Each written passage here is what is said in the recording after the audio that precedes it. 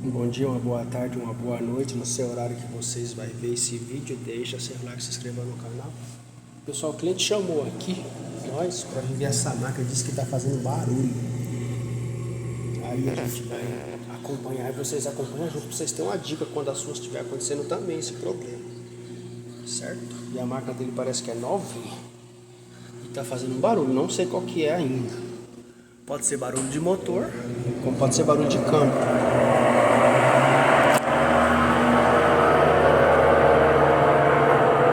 Vou dar uma pausa aqui, né? Para nós ver o que acontece embaixo. Gente, eu fiz a inclinação da máquina, tá vendo? Ela pode até cair, vocês têm que ter cuidado. Se cair, é encrenca. Vamos lá ver.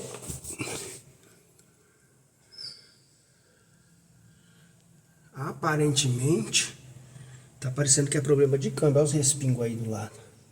Olha o respingo ali no atuador. É problema no câmbio. Vamos ver se é motor. Se for motor, quando você mexe no agitador, faz barulho. Vamos ver?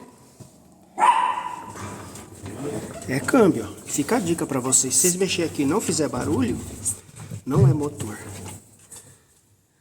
É câmbio. Vamos ligar? É o câmbio da máquina.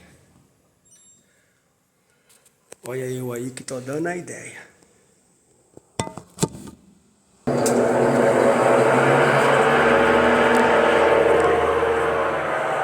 Fica a dica aí de avaliação da sua máquina, certo?